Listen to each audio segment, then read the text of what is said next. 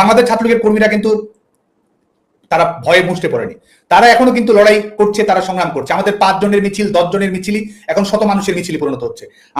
আমি দৃঢ়তার সঙ্গে বলতে চাই, বাংলাদেশ ছাত্রলীগকে পরাজিত করা সম্ভব না, কারণ আমরা ন্যায়ের শক্তিতে শক্তিশালী।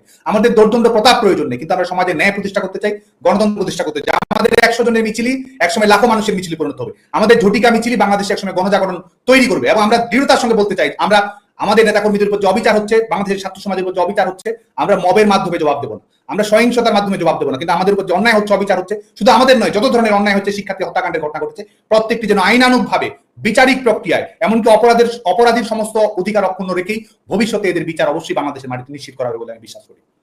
সাদ্দাম, 1 বছর হয়ে গেল যে বাংলাদেশে প্রথমে ছাত্র সমাজ আপনাদের প্রত্যাখ্যান করলো। আপনি যদি মনে করে দেখেন, 15ই জুলাই আপনারা ঢাকা বিশ্ববিদ্যালয়ে আন্দোলনরত ছাত্র ছাত্রীদের উপর হামলা চালালেন, এবং এরপর 16-17ই জুলাই ধরে সাধারণ ছাত্রছাত্রীরা ঢাকা বিশ্ববিদ্যালয়ের হলগুলো থেকে আপনাদেরকে বের করে দিল, একরকম শারীরিক নিগ্রহের মাধ্যমে বের করলো, এবং এরপর আপনারা বাংলাদেশ ছাড়া হলেন। শেখ হাসিনা সরকারের পতন হলো, বাংলাদেশ ছাড়া হলেন। এই যে দোর্দণ্ড প্রতাপশালী ছাত্র নেতা থেকে এই নির্বাসনের জীবন 1 বছর ধরে কিভাবে দেখছেন, সাংগঠনিক দৃষ্টিকোণ থেকে, ব্যক্তিগত জীবন থেকে? প্রথমে আমি কিছু জায়গায় আমার নিজস্ব মতামত রয়েছে, সেটি আপনি সহ আমাদের যারা দেখছেন বাংলাদেশের ছাত্র সমাজ তারা বিবেচনা করবে। প্রথম কথা, আমাদের দোর্দণ্ড প্রতাপ নয়, আমরা ছাত্র সংগঠন হিসেবে শক্তিশালী। শিক্ষার্থীদের কাছে আমাদের জনপ্রিয়তা রয়েছে, ঐতিহ্য রয়েছে, অঙ্গীকার রয়েছে, শিক্ষার্থীদের সঙ্গে আমাদের নিবিড় সম্পৃক্ততা রয়েছে, এবং সেটি আমরা মনে করি যে এই জুলাই, আগস্ট কিংবা 1 বছর কোনো কিছু আমাদের অবস্থান বদলায়নি। শিক্ষার্থীদের কাছে আমাদের সে অবস্থান রয়েছে, এবং শিক্ষার্থীদেরকে কেন্দ্র করে আমাদের কর্মকাণ্ড অব্যাহত রয়েছে। দ্বিতীয় বিষয় হচ্ছে যে আমাদের জুলাই আগস্টের এই টাইম ফ্রেমটি যদি আমরা দেখি, তাহলে আজকে যেভাবে এটির মধ্যে সাদা কালো এভাবে সরাসরি দেখার সুযোগ আছে বলে আমি মনে করি না, কারণ বাংলাদেশ ছাত্রলীগ কোনো অবস্থাতে আক্রমণকারীর ভূমিকায় ছিল না। এই কোটা সংস্কারের দাবিতে বাংলাদেশ ছাত্রলীগ যৌক্তিক, অন্তর্ভুক্তিমূলক, আধুনিক এবং টেকসই একটি সমাধানের জন্য বাংলাদেশ ছাত্রলীগ কর্মকাণ্ড পরিচালনা করছে। এবং আপনি যদি দেখেন, এই সময়ে 1 জুলাই বাংলাদেশের শিক্ষা প্রতিষ্ঠানগুলো খুলেছে।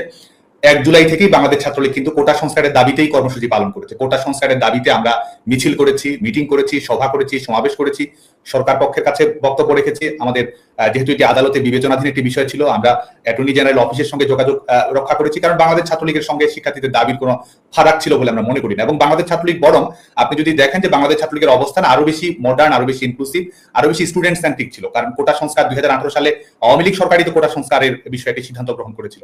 তো যে কারণে আমরা নতুন ব্যাপক আন্দোলনের মুখে, দেখুন, আমি মনে করি যে সেটি আন্দোলন একটি গণতান্ত্রিক সমাজের একটি স্বাভাবিক বাস্তবতা। সরকার কিভাবে রেসপন্স করছে সেটির মাধ্যমে সরকার গণমুখী কিনা সেটি কিন্তু নির্ধারণ করার সুযোগ রয়েছে। এবং এবারও আমি যেটি মনে করি যে হাইকোর্টের যেটি রায় ছিল, এটি এক ধরনের বিচার বিভাগে অতি সক্রিয়তা, কিন্তু তারপরেও যেহেতু এটি আদালতের মাধ্যমে এসেছে, বাংলাদেশ ছাত্রলীগ কিন্তু কি করেছে আপনি দেখুন, রাজপথে আন্দোলন করেছি, সংশ্লিষ্ট সকল স্টেক হোল্ডারের সঙ্গে যোগাযোগ করেছি, এবং শুধু তাই নয়, আমাদের কাছে সবচেয়ে বড় স্টেক হোল্ডার হচ্ছে সাধারণ শিক্ষার্থীরা। আপনি যদি ছাত্রলীগের কর্মসূচি দেখেন জুলাই মাস ধরে, আপনি দেখবেন যে আমরা ডোর টু ডোর ক্যাম্পেইন করেছি, যেখানে সরাসরি আমরা বাংলাদেশের শিক্ষা প্রতিষ্ঠানগুলোতে, আবাসিক হলগুলোতে গিয়েছি যে কি ধরনের কোটা সংস্কার তারা চায়, কি ধরনের তাদের দৃষ্টিভঙ্গিটা কিরকম, আদিবাসী, নারী কিংবা সুবিধা বঞ্চিত অনগ্রসর জনগোষ্ঠীর ব্যাপারে শিক্ষার্থীদের মতামতকে আমরা মতামত সংগ্রহ করেছি, বিশেষজ্ঞদের কাছে আমরা মতামত সংগ্রহ করেছি, এবং সেটি আমরা সরকার এবং আদালত সংশ্লিষ্ট সকল পক্ষের কাছে উপস্থাপনের মধ্য দিয়ে আমরা গেছি। তো এই আন্দোলন চলাকালীন সময়ে বাংলাদেশ ছাত্রলীগ সংস্কারের দাবিতে শিক্ষার্থীদের প্রত্যাশা পূরণ করার জন্যই কিন্তু কাজ করে গেছে। এবং আপনি 1 জুলাই থেকে 14 জুলাই যদি আপনি দেখেন, তো এটির মধ্যে কিন্তু বাংলাদেশের সকল শিক্ষা প্রতিষ্ঠানের শান্তিপূর্ণ আন্দোলন হয়েছে, শিক্ষার্থীরা কর্মসূচি পালন করেছে, বাংলাদেশ ছাত্রলীগও তার নিজস্ব কর্মসূচি পালন করেছে। এবং আপনি যদি দেখেন যে আমাদের এটির কোনো ফলাফল এসেছে কিনা, ফলাফলও কিন্তু এসেছে। 11 জুলাই যেটি আমাদের আপিলের বিভাগের মাধ্যমে যখন একটি রায় প্রদান করা হলো, যেটির মাধ্যমে হাইকোর্টের যে রায়টি ছিল, হাইকোর্ট যেটি সরকারের একটি পলিসি ডিসিশন প্রজ্ঞাপনটি বাতিল করে দিয়েছিল, 11 জুলাই কিন্তু হাইকোর্টের রায়ের উপর অ্যাপিলের ডিভিশন স্ট্যাটাস প্রদান করলো। তার মানে কিন্তু হাইকোর্টের রায়টি আর কার্যকর ছিল না।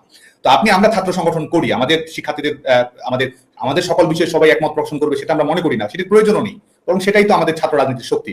11 জুলাই কিন্তু কোটা সমস্যার সমাধান হয়ে গেছে। 11 জুলাই ঢাকা বিশ্ববিদ্যালয়ের যে ছেলেটি, চট্টগ্রাম বিশ্ববিদ্যালয়ের যে মেয়েটি পরীক্ষা দিয়েছে, তার জন্য কিন্তু কোনো কোটা কার্যকর ছিল না। 11 জুলাই থেকে 2018 সালের সরকারের প্রজ্ঞাপন কিন্তু কার্যকর হয়েছে। তো ছাত্র সংগঠনের কাজটি কি?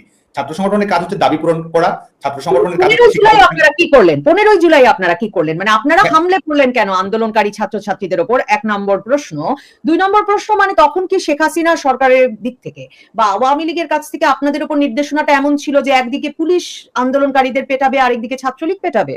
তো শিক্ষার্থীদের যে ইস্যুটি ছিল সেটি কিন্তু 11 জুলাই এক ধরনের সমাধান হয়েছে, এবং আমরা মনে করি এখানে বাংলাদেশ ছাত্রলীগ ভূমিকা রেখেছে। সেটি সরকারের সঙ্গে যোগাযোগের মাধ্যমে হোক, আদালতে বিশেষ করে অ্যাটর্নি জেনারেল, যেহেতু তারা শিক্ষার্থীদের পক্ষে তো আইনজীবীরা, সরকার পক্ষের আইনজীবীরাই লড়ছিল, তো সেটির সমাধান কিন্তু হয়ে গেছে। কিন্তু আমরা যেটি লক্ষ্য করেছি সেটি হচ্ছে যে এই আন্দোলনে আমরা প্রথম থেকে, আপনি দেখুন 1 জুলাই থেকে 14 জুলাই আপনি টাইম ফ্রেমটা দেখুন, আন্দোলন হয়েছে বাংলাদেশে কোথাও কোনো অনাকাঙ্ক্ষিত ঘটনা ঘটেনি, কোনো শিক্ষা প্রতিষ্ঠানই না, অনেক ধরনের উস্কানি কিন্তু বাংলাদেশ ছাত্রলীগকে দেওয়া হয়েছে।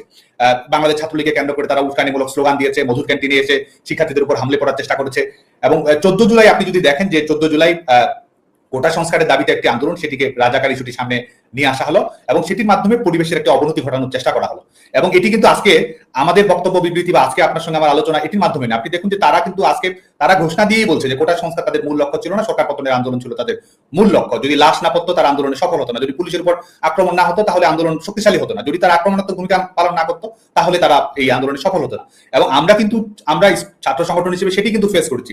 আমি আপনাকে বলতে পারি, এবং যারা নিরপেক্ষভাবে পর্যবেক্ষণ করলে এটি বের হয়ে আসবে, 14 জুলাই যখন ঢাকা বিশ্ববিদ্যালয়ে এই পরিস্থিতি তৈরি করা হলো, তখন সেদিনই কিন্তু ঢাকা বিশ্ববিদ্যালয়ে তারা এক ধরনের অনাকাঙ্ক্ষিত পরিবেশ তৈরি করার চেষ্টা করেছিল। যখন এই রাজাকার স্লোগানটি সামনে নিয়ে এসে শিক্ষার্থীদের একটা উপস্থিতি তৈরি করার চেষ্টা করা হলো, এবং সেখানে বিভিন্ন সংগঠন যারা সে সময় তারা ছদ্মবেশ ধারণ করেছিল, তারা যদি এতই নৈতিকভাবে সৎ থাকে, তাদের যদি নিজের প্রতি এতই বিশ্বাস থাকে, তারা কেন তাদের ছদ্মবেশ ধারণ করতে হয়েছিল?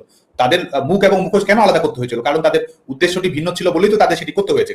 এবং 14 জুলাই কিন্তু আমরা যখন মধুর ক্যান্টিনে অবস্থান করেছি, আপনি অবাক হবেন, সেদিনও মধুর ক্যান্টিনে এসে তারা কিন্তু সেদিনও আক্রমণ পরিচালনা করেছে, ইট পাটকেল নিক্ষেপ করা, বিভিন্ন ধরনের উস্কানিমূলক স্লোগান দেওয়া, লাঠি নিয়ে অগ্রসর হওয়া। আমাদের ছাত্রলীগ, কারণ আমাদের লক্ষ্যই ছিল আমরা কোনো অবস্থাতেই সহিংসতায় জড়াবো না, আমরা কোনো অবস্থাতেই কোনো ধরনের উস্কানিতে পা দেবো না, কারণ আমরা জানি তারা এটি নিয়ে রাজনীতি করার চেষ্টা করছে, তারা এটিকে ভিন্ন খাতে প্রবাহিত করার চেষ্টা করছে। আমরা যতদূর সম্ভব আমরা চেষ্টা করছি নিজেদেরকে সংবরণ করার, সাংগঠনিক শৃঙ্খলাটা রক্ষা করার। এবং 15 তারিখের ঘটনা যদি আপনি দেখেন, যে 15 তারিখের আপনি দেখুন যে বাংলাদেশ ছাত্রলীগ 14 তারিখে রাতে আমরা একটা কর্মসূচি দেই যে পরের দিন 12টার দিকে আমাদের কর্মসূচি হবে। আপনাকে টাইম ফ্রেমটা একটু মনে করে দিতে চাই সবাইকে। এবং তাদের কিন্তু কোনো কর্মসূচি ছিল না। এবং আমি আপনাকে ছাত্রলীগের সভাপতি হিসেবে বলতে পারি, যদি তাদের কোনো কর্মসূচি থাকতো সহিংসতা এড়ানোর জন্য, উস্কানি এড়ানোর জন্য, বাংলাদেশ ছাত্রলীগ কোনো কর্মসূচি সেদিন দিত না। এবং তারা যখন কর্মসূচি দেয়নি, বাংলাদেশ ছাত্রলীগের স্বাভাবিক একটি কর্মসূচি ছিল কোটা সংস্কারের দাবিতেই, যাতে করে এটি অ্যাপিলেট ডিভিশনের মাধ্যমে চূড়ান্ত নিষ্পত্তি হয়। এবং আপনি অবাক হবেন যে তারা ভোর 5টার দিকে, যখন আমরা সবাই ঘুমিয়ে গেছি, তখন তারা নতুন করে কর্মসূচি দেয়।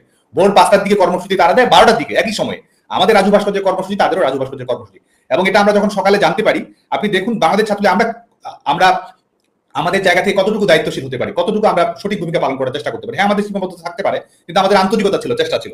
12টার কর্মসূচি আমরা পরিবর্তন করিনি, 12টার কর্মসূচি 15 তারিখে বিকেল 3টার দিকে আমরা নিয়ে যাই, যাতে করে তারা যেখানে কর্মসূচি করছে সেখানে যেন আমাদেরকে মুখোমুখি না হতে হয়, এবং কোনো ধরনের উস্কানি, কোনো ধরনের অনাকাঙ্ক্ষিত পরিবেশ শিক্ষা প্রতিষ্ঠানের জন্য না ঘটে। এটি কিন্তু আমাদের চাওয়া ছিল। তারা আন্দোলন করুক, কর্মসূচি করুক, সমাধান হয়েছে, তারপরে এটিকে টেনে হিসেবে লম্বা করার চেষ্টা করছে। আমি একটু কথা বলি, যে ধরেন তুমি কে আমি কে, রাজাকার রাজাকার, এই স্লোগান দিলেই যে ছাত্রলীগকে, সেই সাধারণ ছাত্রছাত্রীদেরকে একটা শিক্ষা দিতে মানে হামলা করতে হবে, সেই দায়িত্ব তো ছাত্রলীগের নয়। 1, 2, আপনারা যখন আপনি বলছেন যে তাদের আসলে প্রথম থেকেই উদ্দেশ্য ছিল সরকার পতনের আন্দোলন করাও কোনো মানে অপরাধ নয়, কেউ সরকার পতনের আন্দোলন করতে চাইলে করতেই পারে। সেই বিষয়গুলোর সাথে মানে আপনারা তো সাধারণ ছাত্রদের দ্বারা প্রত্যাখ্যাত হলেন, তার মানে অনেকেই তো বলেন যে ঢাকা বিশ্ববিদ্যালয় থেকে আপনাদেরকে যে বের করে দিল সাধারণ ছাত্রছাত্রীরা 15 তারিখে আপনারা তাদের উপর হামলা চালানোর পর, সেটা আসলে হাসিনা সরকারের পতনের সূচনা। এবং আমি এই প্রশ্নটা এই কারণে করছি যে আপনারা কি একেবারে ক্লুলেস ছিলেন? মানে একদিকে সার্জিস আপনার দলের, হাসনাত আপনার দলের, সব ছাত্রলীগ করা ছেলে পেলে, আর অন্যদিকে ছাত্র শিবির কারা করে সেটা ছাত্রলীগ জানতো না, মানে আপনাদের অনুমোদন ছাড়া তো কেউ গণরুমেও উঠতে পারে না। তাহলে ছাত্র শিবির চলছে হলগুলোতে, আপনারা জানতেন না? সেটাকে আপনি রাজনৈতিক ব্যর্থতা মনে করেন কিনা? দেখুন, আমি এই প্রশ্নগুলোতে আসছি, অবশ্যই আমাদের কিছু আত্মসমালোচনা অবশ্যই আছে, কিছু সীমাবদ্ধতা, ব্যর্থতা অবশ্যই রয়েছে। কিন্তু আমি 15 তারিখে ঘটনা প্রবাহটা একটু ব্যাখ্যা করতে চাই, কারণ আমরা সুস্পষ্ট হয়ে বলতে চাই বাংলাদেশ ছাত্রলীগ হামলাকারী ছিল না, বাংলাদেশ ছাত্রলীগ বরং আক্রান্ত হয়েছে। ধাওয়া পাল্টা ধাওয়ার কিছু ঘটনা ঘটেছে, সেটি আমি আপনাকে ব্যাখ্যা করার চেষ্টা করছি। দেখুন, 3টার দিকে যখন তারা আমাদের কর্মসূচি, 12টার দিকে তাদের রাজু ভাস্কর্যের কর্মসূচি, ভোরবেলা ঘোষিত কর্মসূচি, সেটি তারা পালন করেছে। আমরা কিন্তু মধুর ক্যান্টিনে ছিলাম, এবং তারা তখন কর্মসূচি শেষ করছে না, তারা জানে যে ছাত্রলীগের কর্মসূচি 3টা আছে, কর্মসূচি শেষ করছে না। এবং তারপরে আমরা সিদ্ধান্ত গ্রহণ করি যে যেহেতু তারা কর্মসূচি সেখানে শেষ করতে চাচ্ছে না, একটা উদ্দেশ্য রয়েছে, আমরা সেখানে যাব না। তারা রাজু ভাস্কর্য ছাড়ার পরে তারপর আমরা আমাদের কর্মসূচি পালন করার জন্য যাবে। এমনকি আমাদের হলে আমাদের এবং বাইরের শিক্ষা প্রতিষ্ঠানের শিক্ষার্থীদেরকে আমরা বলি যে এখন আসার কোনো প্রয়োজন নেই, তারা চলে যাক, তারপরে আমরা আমাদের কর্মসূচি পালন করবো। এবং আপনি দেখবেন যে আমাদের তারা 3:30টার দিকে যখন কর্মসূচি তারা, এবং আরেকটি বিষয় বলে রাখি, আপনাদের যে 15 তারিখ দুপুরে যে কর্মসূচি দিয়েছিল সেখানে কিন্তু শিক্ষার্থীদের উপস্থিতি খুব বেশি ছিল না, এটি লাইভ রয়েছে, কারণ প্রত্যেকটা আমাদের মিডিয়ায় সেটি প্রচার করেছে। 400 থেকে 500 শিক্ষার্থী সেখানে উপস্থিত ছিল। কারণ বিশেষ করে আগের দিন রাজাকার বলার কারণে স্বাভাবিকভাবে সাধারণ শিক্ষার্থীদের সঙ্গে একটা দূরত্ব তৈরি হয়েছে, এটার উদ্দেশ্য নিয়ে একটা প্রশ্ন এসেছে, স্বতঃস্ফূর্ততা কমে গেছে, যে কারণে কিন্তু শিক্ষার্থীদের উপস্থিতি 15 তারিখ সকালে ছিল না। এবং যখন তারা দেখছে তারা আন্দোলন একটা ফ্লপ হচ্ছে, আন্দোলন একটা গতি হারাচ্ছে, এবং তারা প্রথম থেকে যেটি লক্ষ্য ছিল যে অস্থিতিশীল পরিবেশ তৈরি করা, আক্রমণাত্মক পরিবেশ তৈরি করা, হামলা করা কিংবা হামলায় শিকার হয়েছে সেই নাটকটা মধ্যস্থ করা, সেই লক্ষ্যে কিন্তু আপনি দেখবেন যে তারা রাজু ভাস্কর্য কিন্তু কিছুই হয়নি, তারা রাজু ভাস্কর্য থেকে লাঠি সোটা নিয়ে, দেশীয় অস্ত্রশস্ত্র নিয়ে কিন্তু তারা রওনা দিয়েছে। তখনও হামলার কোনো ঘটনা ঘটেনি, ছাত্রলীগের সঙ্গে মারামারি কোনো ঘটনা ঘটেনি, আপনাদের ভাষায় বা গণমাধ্যমের ভাষায় ধাওয়া পাল্টা দেওয়ার কোনো ঘটনা ঘটেনি। আপনি সেখানে দেখবেন যে সেখান থেকে তারা লাঠি সোটা নিয়ে ঢাকা বিশ্ববিদ্যালয়ের আবাসিক হলগুলোর অভিমুখে গেছে, বিজয় একাত্তর হল, মুক্তিযোদ্ধা জিয়াউর রহমান হল, বঙ্গবন্ধু হল, জসিমউদ্দিন হল, সেখানে তারা গেছে। এবং আমার বলার প্রয়োজনে আপনি দেখবেন যে প্রথম আলো রিপোর্ট করেছিল কিন্তু ঘটনাটি কিভাবে শুরু হয়, এবং এই রিপোর্ট কিন্তু তারা পরবর্তীতে এডিট করেছে, যদিও সেই ভার্সনটি আছে। আমি তাদের রিপোর্টটি আমি আমাদের কর্মসূচিতে পাঠও করেছিলাম। তাদের রিপোর্ট অনুযায়ী, প্রথম আলো রিপোর্ট অনুযায়ী আপনাকে বলি যে তারা জসিমউদ্দিন হলে গেছে এবং সেখানে তারা গেটম্যানদের সঙ্গে খারাপ আচরণ করেছে, উস্কানিমূলক স্লোগান দিয়েছে, এবং তারপরে সেখান থেকে বঙ্গবন্ধু হলে গেছে, সেখান থেকে জিয়াউর রহমান হলে গেছে, তারপরে বিজয় একাত্তর হলে গেছে, সেখানে তারা বিভিন্ন ধরনের উস্কানিমূলক স্লোগান দিয়েছে, গেটে ভাঙচুর করেছে, নিচ থেকে কোনো ধরনের মারামারি ধাওয়া পাল্টা দেওয়ার কোনো ঘটনাই কিন্তু ঘটেনি। সেখান থেকে লাঠি সোটা নিয়ে বিভিন্ন আবাসিক হলে দোতলা, তিনতলা, চারতলা যে শিক্ষার্থীরা ছিল তাদের উদ্দেশ্যে কিন্তু তারা ইট পাটকে তারা নিক্ষেপ করেছে।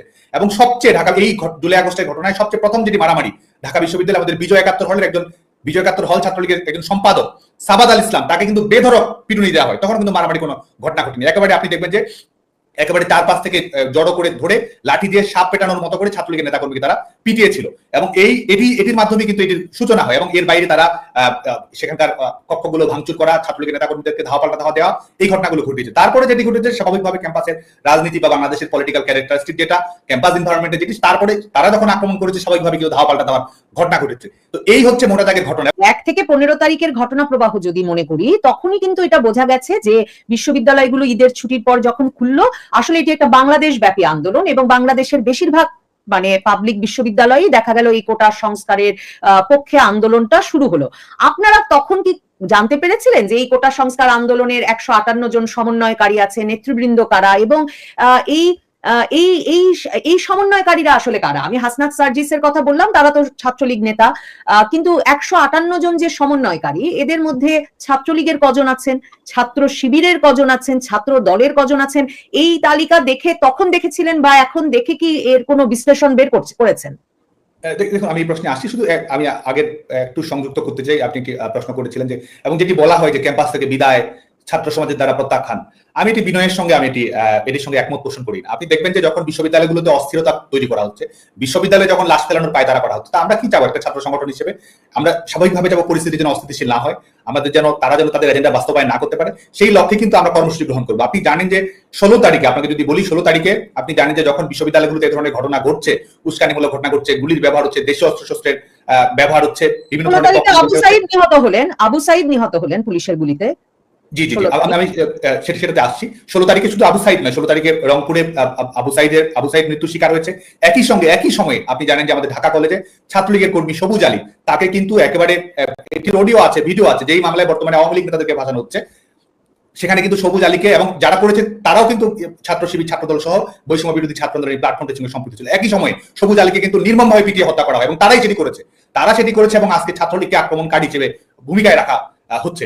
এবং আমি যদি একটু শুধু সংযুক্ত করে আপনার কাছে সময় নিয়ে, সেটা হচ্ছে যে 16 তারিখে কিন্তু ইউজিসি, ইউনিভার্সিটি গ্রান্টস কমিশন, আপনি জানেন যে একটা নির্দেশনা দেয় যে যাতে করে বিশ্ববিদ্যালয়ে সকল বিশ্ববিদ্যালয় বন্ধ এবং আবাসিক হলগুলো বন্ধ করার কিন্তু সিদ্ধান্ত গ্রহণ করা হয়। তো আমরা ছাত্র রাজনীতি করি, আমরা বাংলাদেশ আওয়ামী লীগের সঙ্গে আদর্শিকভাবে সম্পৃক্ত, বঙ্গবন্ধু কন্যা আমাদের আদর্শে অঙ্গীকারের প্রতীক। তো সরকারের একটা সিদ্ধান্ত, এবং একই সঙ্গে ছাত্র সংগঠন হিসেবে আমাদের দায়িত্বশীল ভূমিকা রাখা। আমরা কিন্তু সেদিন থেকে 16 তারিখ থেকেই বাংলাদেশের সকল শিক্ষা প্রতিষ্ঠানের ছেলে মেয়েদেরকে, বিশেষ করে ছাত্রলীগের সঙ্গে যারা সম্পৃক্ত, তাদেরকে আবাসিক হল ছেড়ে দেওয়ার জন্য অনুরোধ করি। এটা কিন্তু আমাদের নিজস্ব সিদ্ধান্ত, যাতে করে কোনো ধরনের উস্কানিমূলক ঘটনা না ঘটে, কোনো ধরনের ক্যাম্পাসে লাশ ফেলার মাধ্যমে রাজনীতিকে ভিন্ন জায়গায় নিয়ে যাওয়া, সেই সিদ্ধান্ত কিন্তু আমরা 16 তারিখ দুপুরেই গ্রহণ করি। এবং ঢাকা বিশ্ববিদ্যালয়ের ঘটনা যদি বলি, আপনি জানেন যে ঢাকা বিশ্ববিদ্যালয়, ঢাকা ইউনিভার্সিটি অর্ডার 1973 অনুযায়ী যেহেতু পরিচালিত হয়, ইউজিসি সিদ্ধান্ত দেওয়ার পরেও 16 তারিখে সিদ্ধান্ত দিয়েছে ইউজিসি, এবং 17 তারিখে সকাল 11টায়, এই টাইম ফ্রেম গুলো অনেক জরুরি, সকাল 11টায় ঢাকা বিশ্ববিদ্যালয়ের সিন্ডিকেটের মিটিং ছিল, যেই মিটিং এর মাধ্যমে তারা ইউজিসিতে সিদ্ধান্ত সেটিকে আনুষ্ঠানিকভাবে গ্রহণ করবে।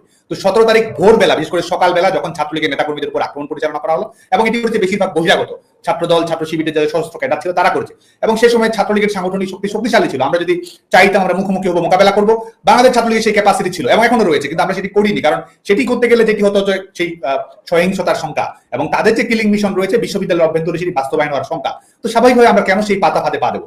সে কারণে ভোরবেলা যখন তারা এই পরিস্থিতি তৈরি করেছে, আপনি দেখবেন আমরা কিন্তু ছাত্রলীগের কোথাও কিন্তু মুখোমুখি তো হয়নি। এখানে প্রত্যাখ্যাত হওয়ার কি আছে, ক্যাম্পাস ছাড়ারও বা কি আছে? ছাত্রলীগ যেহেতু কিছুক্ষণ অলরেডি ইউজিসি সিদ্ধান্ত নিয়েছে, কিছুক্ষণ পরে ঢাকা বিশ্ববিদ্যালয়ের সিন্ডিকেট কমিটির মিটিং এর মাধ্যমে বিশ্ববিদ্যালয় বন্ধের সিদ্ধান্ত, তো আমরা কেন তাদের এই ধরনের ষড়যন্ত্রমূলক ফাঁদে আমরা পা দেবো? সে কারণে কিন্তু আমরা বিশ্ববিদ্যালয়ের অঙ্গনটি ত্যাগ করি। এবং শুধু তাই নয়, আপনি দেখবেন যে আজকে আওয়ামী লীগের সভাপতি প্রধানমন্ত্রী বঙ্গবন্ধু কন্যা শেখ হাসিনা তিনি কিন্তু তার বিবৃতিতে এটি বলেছেন, এবং এটি প্রমাণ করে যে সংগঠন হিসেবে ছাত্রলীগ, আওয়ামী লীগ এবং একই সঙ্গে সরকার তারা দায়িত্বশীল ভূমিকা পালন করার চেষ্টা করছে।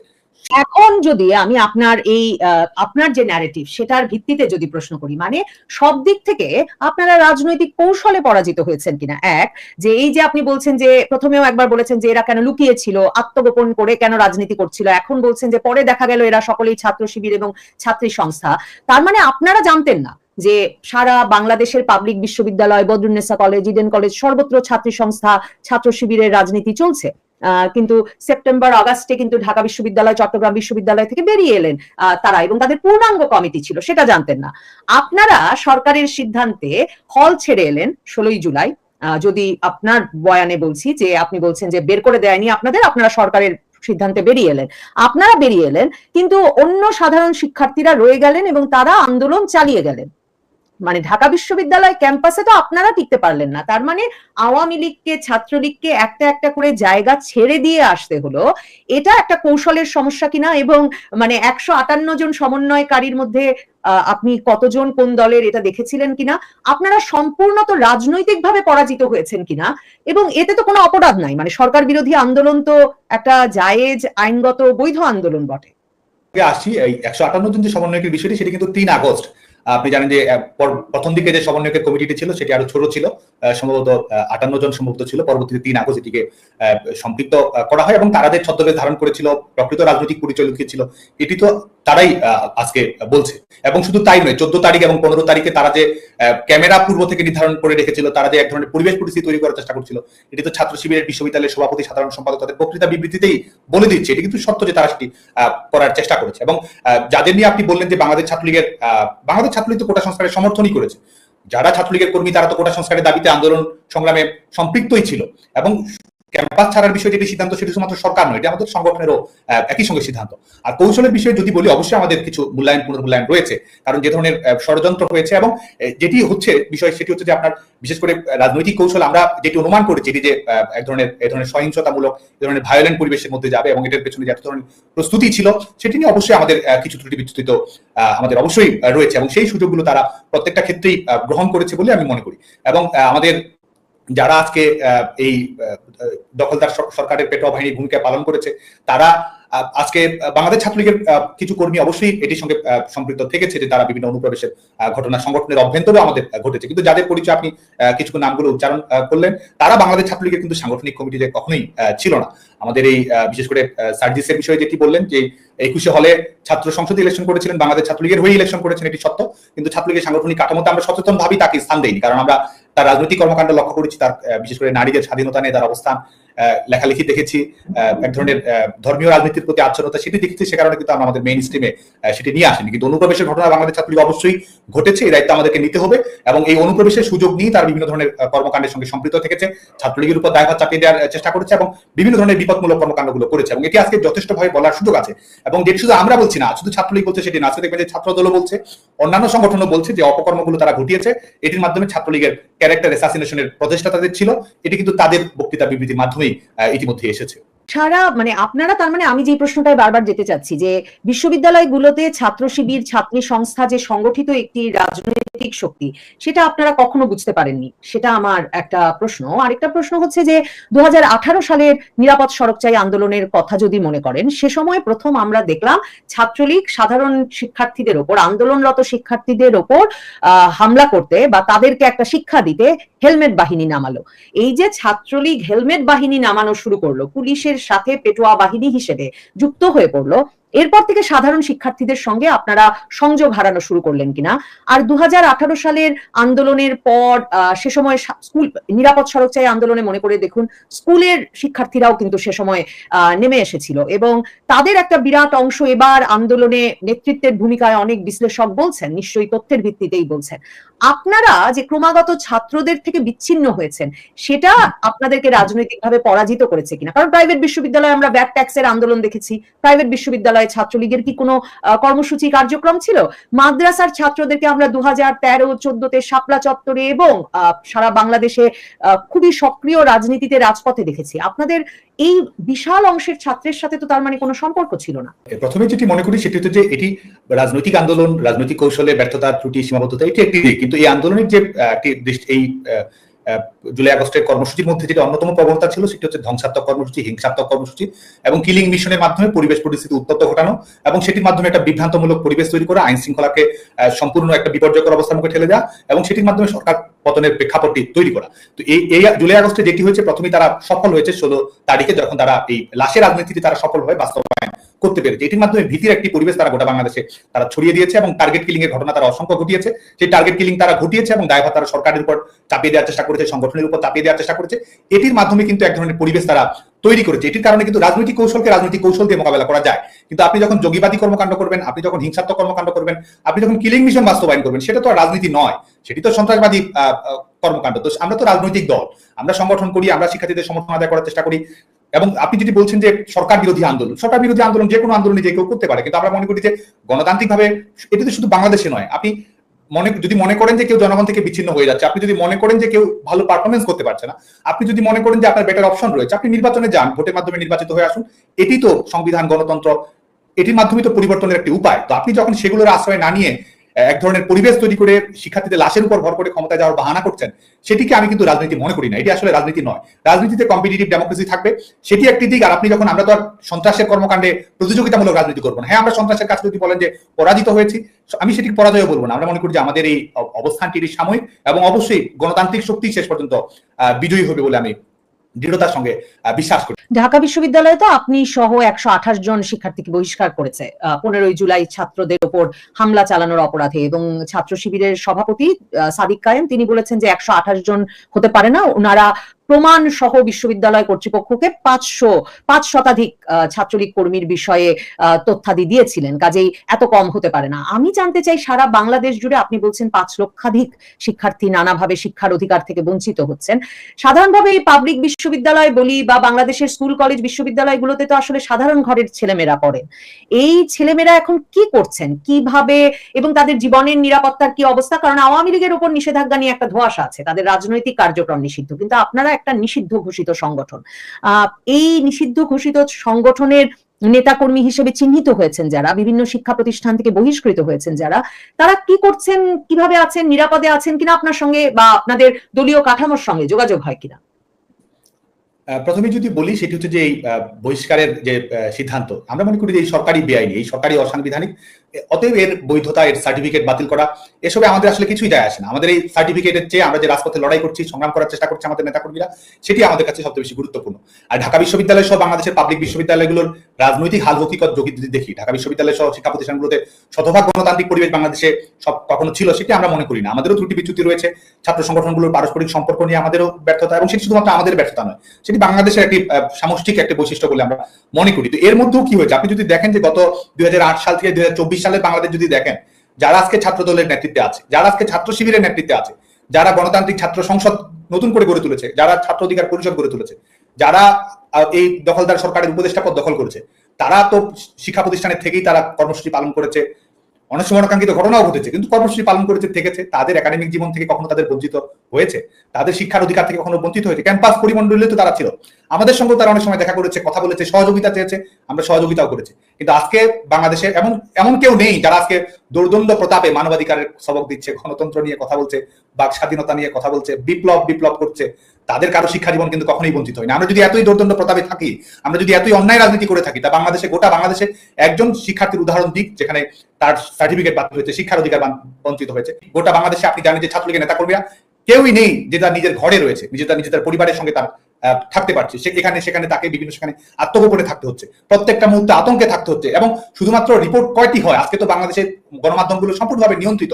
আমরা প্রত্যেক মুহূর্ত জানি, ওয়ার্ডে, ইউনিয়নে, মফস্বলের কলেজগুলোতে প্রত্যেক দিনই সহিংসতার শিকার হয়, হাসপাতালে কাটাতে হচ্ছে, মৃত্যুর শিকার হয়েছে। আপনি দেখবেন ঢাকা বিশ্ববিদ্যালয়ে তোফাজ্জল, একটা ইউনিয়ন ছাত্রলীগের সভাপতি, কিভাবে পিটিয়ে হত্যা করা হয়েছে। আপনি দেখবেন জাহাঙ্গীরনগর বিশ্ববিদ্যালয়ের শামীম মোল্লা, বিশ্ববিদ্যালয় থেকে সাবেক সে, তাকেও বহিষ্কার করেছে জাহাঙ্গীরনগর বিশ্ববিদ্যালয় কর্তৃপক্ষ। কি অপরাধ তার, কিন্তু তাকে পিটিয়ে হত্যা করেছে। আপনি দেখবেন যে রাজশাহী বিশ্ববিদ্যালয়ে আমাদের ছাত্রলীগের সাবেক নেতা, তাকে কিভাবে, মাসুদকে কিভাবে, সে একটি ডিসপেন্সারিতে ছিল তার সন্তানের ওষুধ নিয়ে আসার জন্য, সেখানে একটা নির্মম হয়ে তাকে পিটিয়ে হত্যা করা হয়েছে। এবং বাংলাদেশ ছাত্রলীগের কর্মীরা কিন্তু তারা ভয়ে মুছতে পড়েনি, তারা এখনো কিন্তু লড়াই করছে, তারা সংগ্রাম করছে। আমাদের 5 জনের মিছিল, 10 জনের মিছিলই এখন শত মানুষের মিছিলে পরিণত হচ্ছে। আমি দৃঢ়তার সঙ্গে বলতে চাই, বাংলাদেশ ছাত্রলীগকে পরাজিত করা সম্ভব না, কারণ আমরা ন্যায়ের শক্তিতে শক্তিশালী। আমাদের দৌর্দণ্ড প্রতাপ প্রয়োজন নেই, কিন্তু আমরা সমাজে ন্যায় প্রতিষ্ঠা করতে চাই, গণতন্ত্র প্রতিষ্ঠা করতে চাই। আমাদের 100 জনের মিছিলই একসময় লাখো মানুষের মিছিলে পরিণত হবে। আমাদের ঝটিকা মিছিলই বাংলাদেশে একসময় গণজাগরণ তৈরি করবে। এবং আমরা দৃঢ়তার সঙ্গে বলতে চাই, আমাদের নেতাকর্মীদের উপর যে অবিচার হচ্ছে, বাংলাদেশের ছাত্র সমাজের উপর যে অবিচার হচ্ছে, আমরা মবের মাধ্যমে জবাব দেবো না, আমরা সহিংসতার মাধ্যমে জবাব দেবো না, কিন্তু আমাদের উপর যে অন্যায় হচ্ছে, অবিচার হচ্ছে, শুধু আমাদের নয়, যত ধরনের অন্যায় হচ্ছে, শিক্ষার্থী হত্যাকাণ্ডের ঘটনা ঘটছে, প্রত্যেকটি যেন আইনানুগ ভাবে বিচারিক প্রক্রিয়ায়, এমনকি অপরাধীর সমস্ত অধিকার অক্ষুণ্ণ রেখেই ভবিষ্যতে এদের বিচার অবশ্যই বাংলাদেশের মাটিতে নিশ্চিত করা হবে বলে আমি বিশ্বাস করি। কিন্তু এই যে আপনি ঝটিকা মিছিলের কথা বলছেন, ছাত্রলীগ নেতাকর্মীদের যে অবস্থা, সম্প্রতি পটিয়ায় যে ঘটনা ঘটলো, বৈষম্য বিরোধী ছাত্র আন্দোলনের নেতাকর্মীরা একজন দীপঙ্কর তালুকদার নামে একজনকে ছাত্রলীগ কর্মী অভিযোগে থানায় নিয়ে গেল এবং এক্ষুনি নাকি মামলা দিতে হবে, এক্ষুনি গ্রেফতার করতে হবে। পুলিশ তাতে রাজি না হয়, পটিয়া থানা ঘেরাও হলো, ওসি বদল হলো।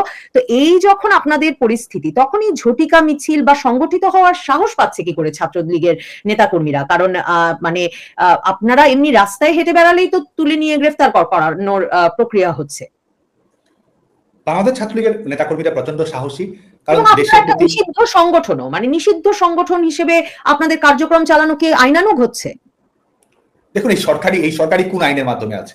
সরকার কি জনগণের মাধ্যমে নির্বাচিত? সংবিধানের কোন ধারায় কিসের ভিত্তিতে আছে? এই সরকার কিসের সরকার? এই সরকার আজব কালো, বাংলাদেশে এই সরকার অবৈধ সরকার, বেআইনি সরকার হিসেবে কিন্তু স্বীকৃত হবে। এবং বাংলাদেশ ছাত্রলীগের নেতাকর্মীদের নিষিদ্ধ হওয়ার ঘটনাও কিন্তু নতুন নয়। আপনি জানবেন যে মুক্তিযুদ্ধের প্রারম্ভে 71 সালের 26শে মার্চের যখন সামরিক স্বৈরশাসক ইয়াহিয়া বক্তব্য দিয়ে আওয়ামী লীগ ছাত্রলীগকে কিন্তু নিষিদ্ধ করেছে। ইয়াহিয়া ছাত্রলীগকে নিষিদ্ধ করে কি দমাতে পেরেছে? বরং ছাত্রলীগকে তারা নিষিদ্ধ করেছে, আমরা নতুন বাংলাদেশের জন্ম দিয়েছে। ছাত্রলীগ আওয়ামী লীগকে তারা নিষিদ্ধ করেছে, আমরা বাংলাদেশের স্বাধীনতা ফিরিয়ে এনেছি। তো আজকে এই দখলদার ফ্যাসিস্ট ইউনূস ছাত্রলীগকে নিষিদ্ধ করেছে, আমরা বাংলাদেশের মানুষের মৌলিক অধিকার কি বাংলাদেশের গণতন্ত্র প্রতিষ্ঠিত করবো এবং বাংলাদেশের জনগণের অধিকার আমরা জনগণের কাছে সুনিশ্চিত করবো। এবং ছাত্রলীগের নেতাকর্মীদের যতই তারা বাধা বিপত্তি ছড়াবে, বাংলাদেশ ছাত্রলীগ শক্তিশালী ভাবে ফিরে আসবে। যতই তারা আমাদের উপর আঘাত করবে, আমাদের ঐক্য আরো দৃঢ় হবে। এবং এটি আমরা পরিষ্কার ভাবে বলতে চাই, বাংলাদেশ ছাত্রলীগ বাংলাদেশের ছাত্র রাজনীতি থাকবে, বাংলাদেশ ছাত্রলীগ বাংলাদেশ ছাত্র সমাজকে নেতৃত্ব প্রদান করবে এবং এক ধরনের প্রতিযোগিতামূলক ইতিবাচক ছাত্র রাজনীতি বাংলাদেশে আমরা সুনিশ্চিত করবো। এবং ন্যায় বিচার প্রতিষ্ঠা করা, সত্য প্রতিষ্ঠা করা, গণতান্ত্রিক ধারাবাহিকতা প্রতিষ্ঠা করা, বাংলাদেশ ছাত্রলীগ এই প্রতিজ্ঞা আমরা করেছি, এই প্রতিজ্ঞা আমরা রাখবো এবং যে কোনো মূল্যে আমরা আমাদের সংগ্রামকে অব্যাহত রাখবো। মানে আপনারা সাংগঠনিক কার্যক্রম তার মানে বাংলাদেশের ভেতরে এবং বাইরে চালিয়ে যাচ্ছেন?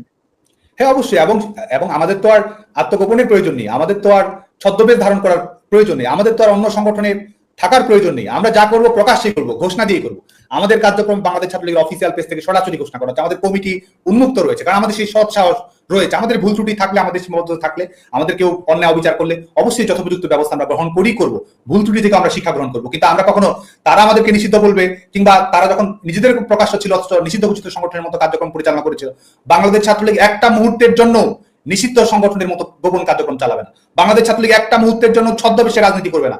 ঘোষণা দিয়ে বলবো এই সরকার দখলদার, ঘোষণা দিয়ে বলবো বাংলাদেশে গণতন্ত্র ফিরিয়ে নিয়ে আসবো, ঘোষণা দিয়ে আমরা প্রকাশ্যেই বলবো যে ধরনের অন্যায় অবিচার হচ্ছে, সমস্ত কিছুর আইনানুগ বিচারের ব্যবস্থা বাংলাদেশের মাটিতে আমরা সুনিশ্চিত করবো। এবং ছাত্রলীগের কর্মীরা আজকে দেখুন, ছাত্রলীগের নেতা কর্মীদেরকে মামলা নেই, তারা ধরে ধরে নিয়ে পুলিশে দিয়ে যাচ্ছে। এবং শুধু তাই নয়, ঘোষণা দিয়ে তারা সেটি করছে, পিটিয়ে মারছে, থানায় দিচ্ছে, জামিন হচ্ছে না। ছাত্রলীগের নেতাকর্মীদেরকে শত শত এই ছাত্রদল শিবিরের মত তৈরি করে সহিংসতার ঘটনা ঘটা হচ্ছে। ছাত্রলীগের নেতাকর্মীরা কিন্তু জয় বাংলা বলে স্লোগান দিচ্ছে, জয় বঙ্গবন্ধু বলে স্লোগান দিচ্ছে। তারা আমাদের উপর আক্রমণ পরিচালনা করছে। ছাত্রলীগের কর্মীরা বীর দর্পে বলছে শেখ হাসিনা আসবে, বাংলাদেশ আসবে।